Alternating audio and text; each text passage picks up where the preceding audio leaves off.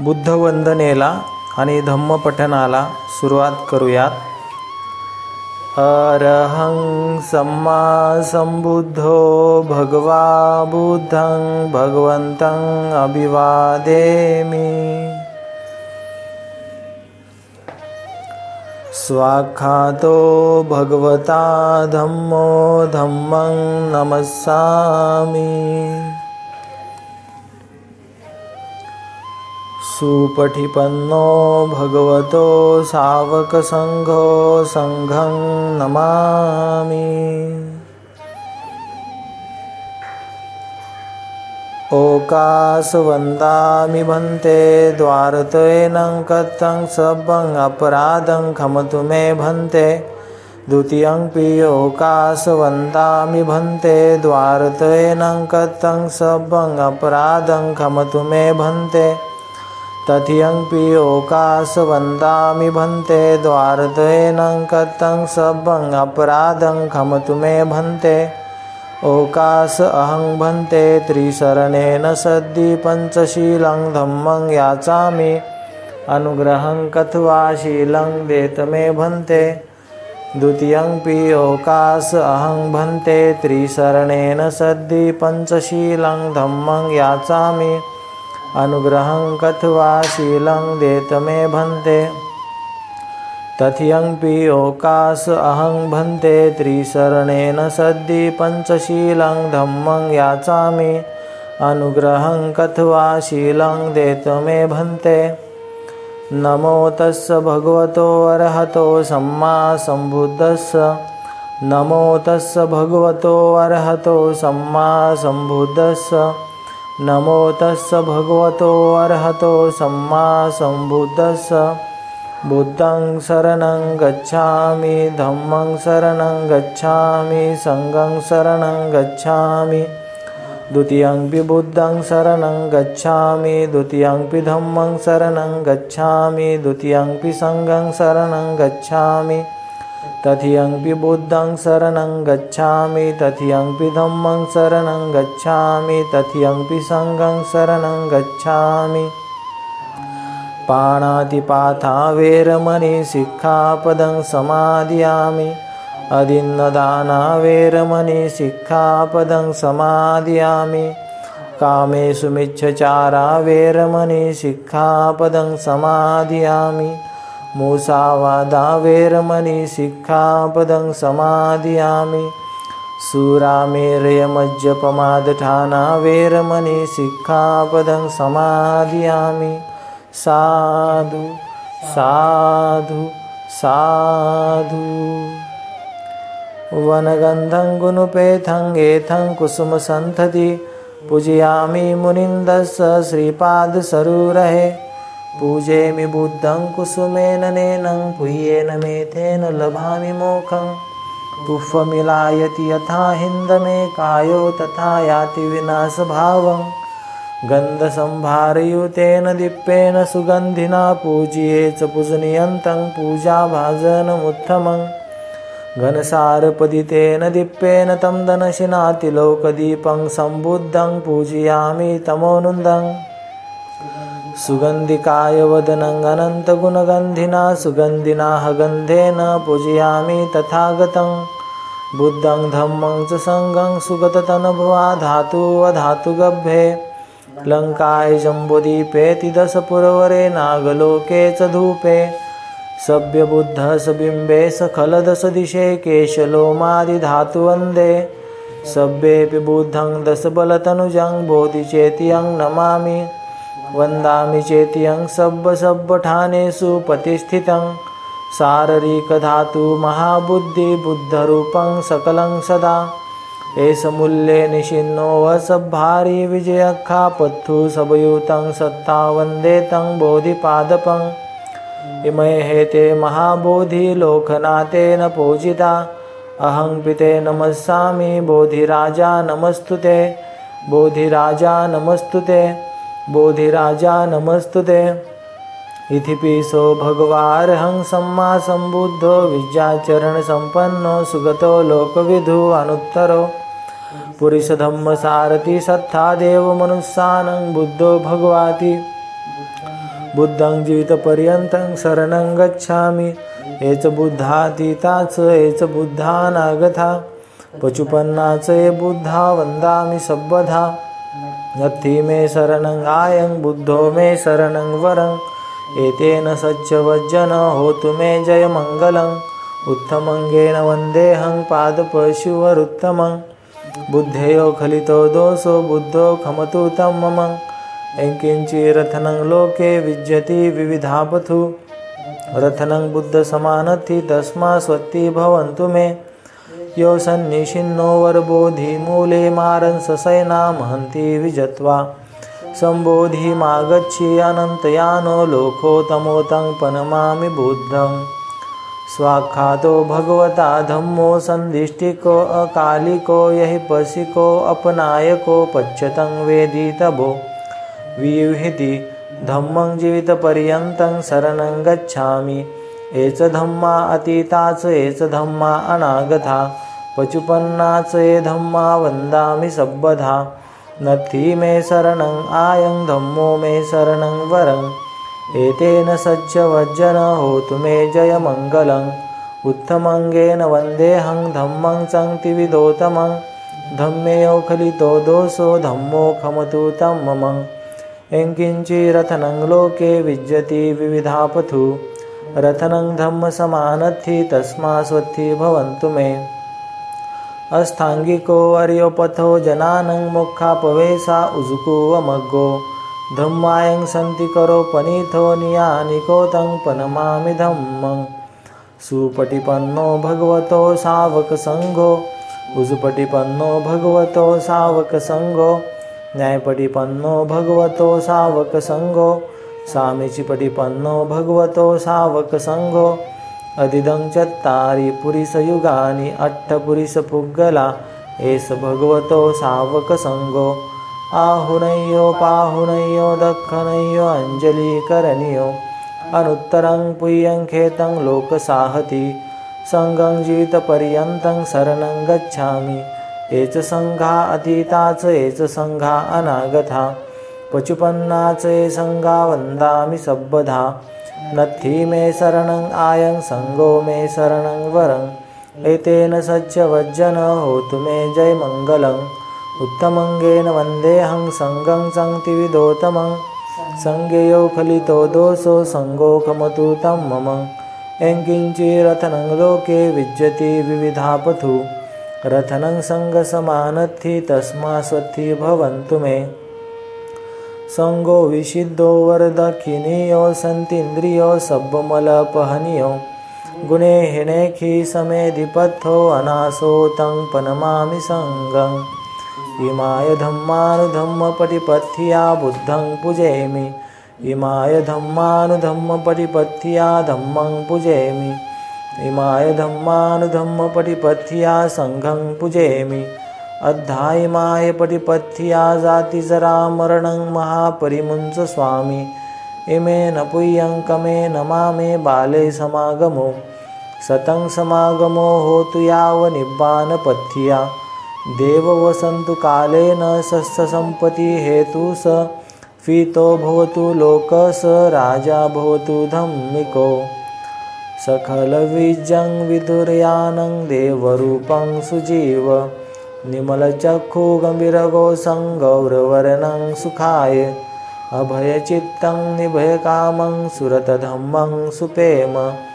विरथरज्जं सुजननेत्रं भीमरावं सरामि भीमरावं सरामि भीमरावं सरामि दिव्यप्रभरत्नतु मे साधु वरदान्तु मे अद्य कुलभूषन्तु मे भीमराजा सकल विद्यापति ज्ञान सत्संगति शास्त्र शासनमति बुद्धि तेजा पंकजा नरवरा रत्न स्वजन उद्धरा भगवंत आमचाखरा भक्त काजा चौधार संघरी शास्त्र न धरिता करी कापलारी उरी रौद्र रूपा मुक्तिपथ कोण था जीर्ण स्मूर्ती जाळीता उजळिल्यांगतिका मार्गे साजा राष्ट्रघटनाकृती शोभते भारती महामानव बोलती स्वात्त संज्ञा शरणबुद्धासमे शरणधम्मासमे शरणसंघासमे भीमराजा भीमराजा भीमराजा. आज आपण पाहणार आहोत, जेव्हा धम्म करुणेपेक्षाही मैत्रीचे महत्त्व अधिक प्रतिपादतो तेव्हा सदधम्म रूप पावतो. भगवान बुद्ध केवळ करुणा शिकवून थांबले नाहीत. करुणा म्हणजे प्राणीमात्रासंबंधी दया. भगवान बुद्धाने या पलीकडे जाऊन मैत्री शिकवली. मैत्री म्हणजे अखिल जीवजाती संबंधी प्रेम. केवळ करुणेपर्यंत जाऊन न थांबता पुढे जाऊन अखिल जीवजातीवर प्रेम केले पाहिजे, अशी बुद्धांची शिकवण आहे.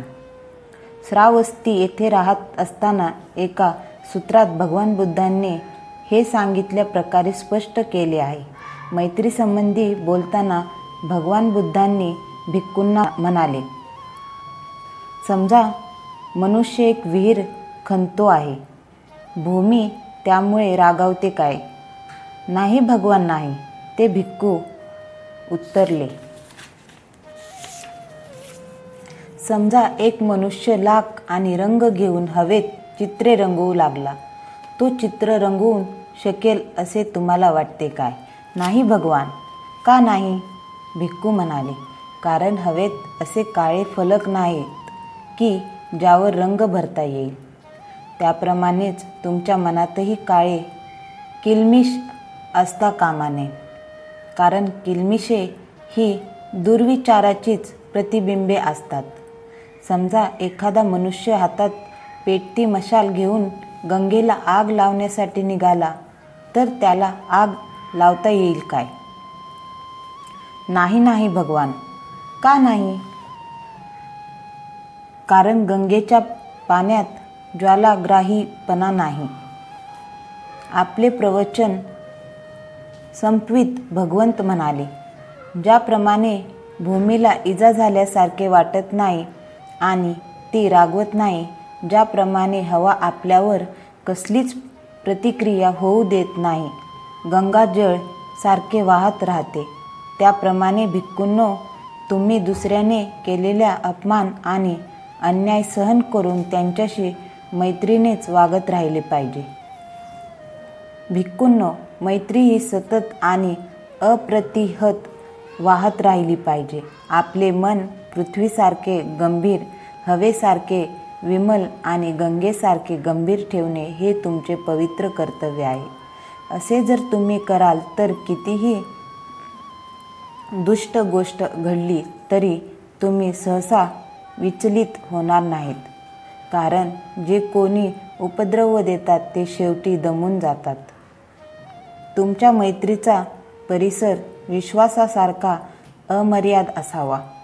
तुमचे विचार भव्य आणि अपार असावेत आणि त्या द्वेषाचा लवलेश नसावा.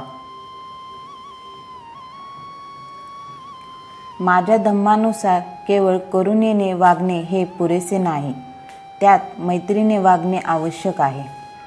या प्रवचनात भगवंतांनी भिक्खूंना एक कथा सांगितली, ती संस्मरणीय आहे. पूर्वी एकदा श्रावस्ती नगरात विदेशिका नावाची एक कुलीन स्त्री राहत असे. ती सभ्यता, लीनता आणि सौम्यता या गुणाबद्दल प्रसिद्ध होती. तिची एक मोलकरीण होती. तिचे नाव काली. मोठी, चालाक, सकाळी लवकर उठणारी आणि कामसू अशी मुलगी होती ती.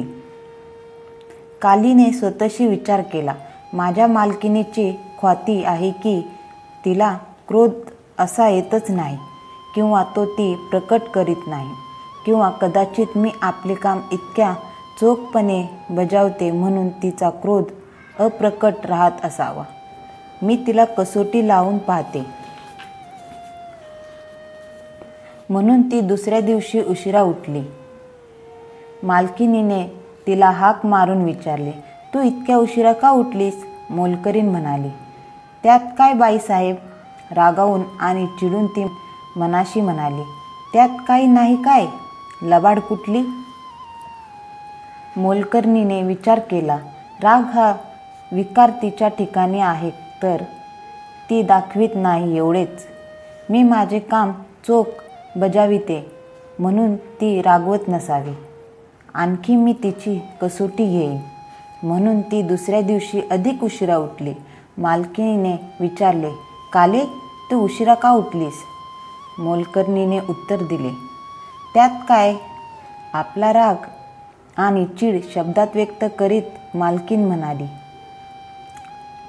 असं त्यात काही नाही काय, लबाड कुठली? असं तर त्या मोलकरणीने विचार केला. हा राग विचार तिच्या ठिकाणी आहे, पण माझे काम नीट करते मी म्हणून ती तो दाखवित नाही. मी आणखीन अधिक तिची कसोटी घेईन. म्हणून ती दुसऱ्या दिवशी फारच उशिरा उठली. मालकिणीने तिला हाक मारून विचारले, इतक्या उशिरा का उठलीस? मोलकरणीने उत्तर दिले, अगं त्यात काय आहे? असं तर इतक्या उशिरा उठणे म्हणजे काहीच नाही काय, लबाड मुली? असे उद्गार काढून मालकिणीने चिडून रागाने एक अडसर उचलला आणि रक्त येईल इतक्या जोराने तो तिच्या डोक्यात घातला. खोक पडून रक्तबंबाळ झालेले आपले डोके धरून कालीने आरोळ्या ठोकून सर्व शेजारी जागी केले आणि ओरडत सुटली, पहा बाई, माझी मालकीण किती लीन आहे, सौम्य आहे. माझी मालकीण हे एवढे कशासाठी? तर तिची एकुलती एक मोलकरीण उशिरा उठली म्हणून. ती इतकी रागावली चिडली होती की हातात अडसर घेऊन माझ्यावर झेप घेऊन तिने माझे डोके फोडले. याचा परिणाम असा झाला की विदेशिका ही कोणी लीन आणि सौम्य स्त्री नसून ती अत्यंत चिडखोर स्वभावाची आहे अशी तिची खात्री झाली. याप्रमाणे जोपर्यंत चीड आणण्याजोगे काही म्हटले नाही तोपर्यंतच भिक्खू सौम्य, सभ्य आणि लीन असण्याचा संभव आहे. जेव्हा त्याला चीड येण्यासारखे शब्द बोलते तेव्हाच त्याच्या ठिकाणी मैत्री म्हणजे बंधुभाव आहे की नाही याची खात्री पटते. ही गोष्ट सांगून भगवंतांनी म्हटले, केवळ वस्त्र आणि अन्न मिळवण्यासाठी भिक्खूने मैत्रीभाव व्यक्त केला तर त्यांच्या ठिकाणी मैत्री भावना आहे असे मी समजत नाही. ज्याची मैत्री भावना ही धम्म सिद्धांतातून उगम पावते त्यालाच मी खरा भिक्खू समजतो. पुण्यजनासाठी केलेली कृत्य ही मैत्रीच्या एका पौंडाशाचीही मोलाची नाही. मैत्री म्हणजे चित्ताची स्वतंत्रता. ती आपल्यामध्ये सर्व पुण्यकृत्यांना समाविष्ट करून घेते. ती चमकते, प्रकाशते, ती प्रज्वलित होते. भिक्खूंनो, सर्व ताऱ्यांचे ते चंद्रप्रभेच्या एका पौंडशासही नसते. चंद्रप्रभा त्यांचे सर्व तेज आपणात सामावून घेऊन स्वतः चमकते, प्रज्वलित होते. त्याचप्रमाणे पुण्यजनासाठी केलेली कृत्य मैत्री म्हणजे अंतःकरणाची स्वतंत्रता. ती सर्व पुण्यकृत्यांना स्वतःमध्ये सामावून चमकते, प्रकाशते, प्रज्वलित होते. त्याप्रमाणेच भिक्खूंनो, जसा वर्षा ऋतू अखेर सूर्य स्वच्छ अशा आकाशात उगवून सारे किलमिश नाहीसे करतो आणि स्वतः चमकतो, प्रकाशतो आणि प्रज्वलित होतो, अगदी त्याचप्रमाणे पुण्यजनासाठी योजलेली सर्व साधने ही मैत्रीच्या एका पौंडशास इतकीही मोलाची नाही. मैत्री म्हणजे अंतःकरणाची स्वतंत्रता. ही सर्व पुण्यकृत्यांना आपल्यामध्ये सामावून घेऊन चमकते, प्रकाशते आणि प्रज्वलित होते. बुद्ध वंदनेला आणि धम्मपठनाला समाप्त करूयात. सब पापस अकरणं कुशलस्य उपसंपदा सचित्त परियोदपनं एतं बुद्धानुशासनं धम्मं चरे सुचरितं नथं दुचरितं चरे धम्मचारी सुखं सेति अस्मि लोके परमिच नथावथा धम्मधरो यावता बहुभासति यो च पम्पी सुतवान् धम्मकायेन पश्यति सवे धम्मधरो होति यो धम्मनफमजति नत्थि मे शरणम् आयं बुद्धो मे शरणं वरम् एतेन सच्चवज्जेन होतु मे जयमङ्गलं नत्थि मे शरणं आयं धम्मो मे शरणं वरं एतेन सच्चवज्जेन होतु मे जयमङ्गलं नत्थि मे शरणं आयं सङ्घो मे शरणं वरं एतेन सच्चवज्जेन होतु मे जयमङ्गलं नमो बुद्धाय नमो धम्माय नमो संघाय नमो भीमाय साधु साधु साधु बुद्धं नमामि धम्मं नमामि संघं नमामि